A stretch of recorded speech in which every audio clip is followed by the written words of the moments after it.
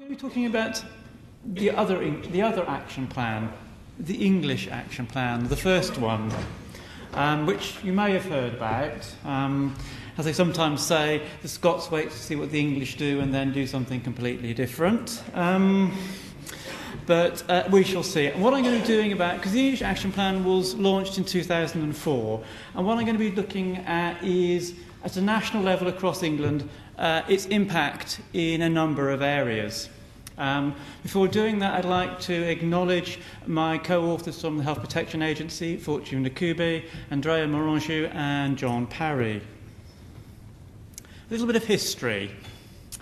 Back in 2002, I think it was, the Department of Health launched the Hepatitis C strategy for England. This was a consultation document that formed part of the implementation of the new infectious diseases strategy, getting ahead of the curve. And it went out to consultation in the August of 2002, and the consultation closed in November 2002. And the strategy set out a variety of things that needed to be done to improve the situation in England in regard to hepatitis C, to reduce transmission, increase awareness, and reduce undiagnosed infection. And it also postulated a number of outcome indicators and various other measures of success. Anyway, the consultation closed, and after a year, or more like two, an action plan appeared in July 2004, which was built upon the consultation on the strategy and was designed to set out various actions to deliver the strategy, and with the national outcome indicators to detect impacts from these, as well as among other measures of success. So what did the Hepatitis C Action Plan for England set out to do? Well, it had what it called 4 actions, although these are more broad areas of activities, and I'm not going to list or go into the details of all the activities under each of these actions, just going to give a brief overview and explain where the national outcome indicators fit in. The 4 action areas were, firstly, surveillance and research. It was felt important to strengthen public health surveillance systems of hepatitis C in England, and also to undertake a programme of research to get a better understanding and maintain that of the situation with regard to hepatitis C infection, and also to assess the impact of the various interventions and actions set out in the English Action Plan. The second area for action was to increase awareness and reduce undiagnosed infections. It was estimated at the early part of this decade, 5 out of every 6 people with chronic hepatitis C were unaware of their infection.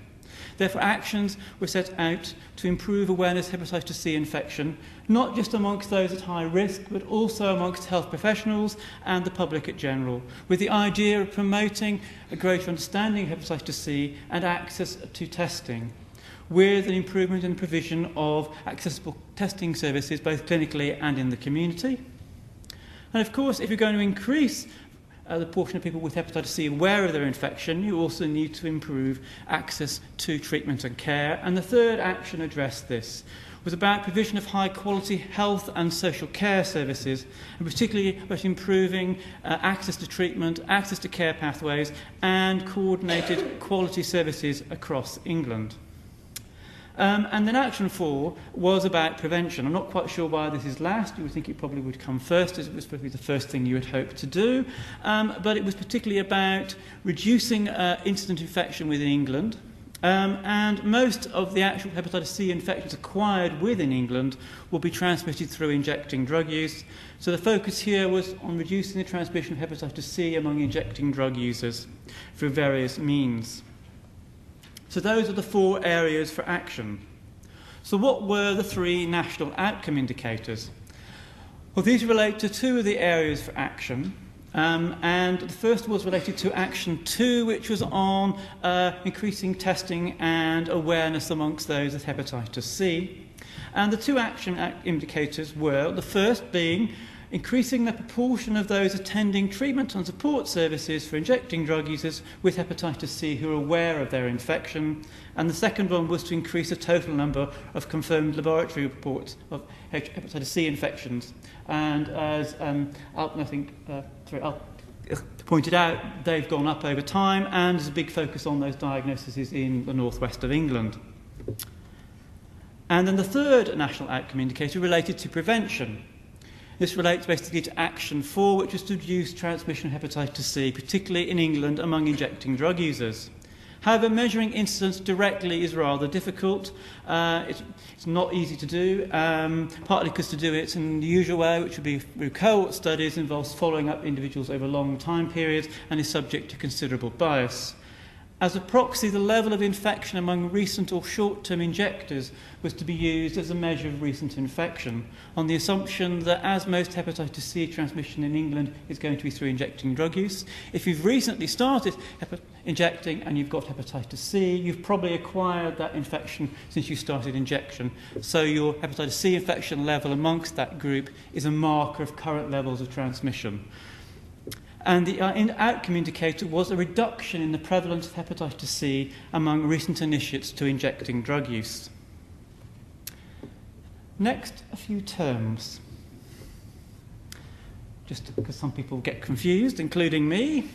But recent initiates here and in the national outcome indicator are basically referred to those individuals who started injecting during the last 3 calendar years. So thinking back to last year, someone who was a recent initiate in 2008 would have started injecting in 2006, 2007 or 2008.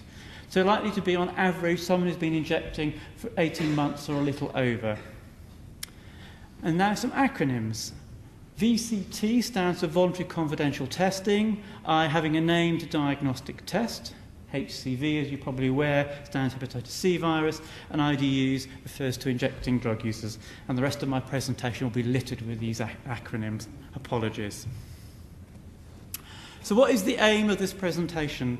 Well, it is to explore the success of the action plan in reducing the transmission of hepatitis C among injecting drug users, Action 4, and increasing the uptake of voluntary confidential testing and amongst those with hepatitis C being aware of their infection, Action 2. And we'll do this by examining the prevalence of antibodies to hepatitis C amongst recently initiated injecting drug users, and also examining the uptake of voluntary confidential testing for hepatitis C among injecting drug users and the proportion of individuals with hep C aware of their infection, focusing on those individuals in contact with drug services.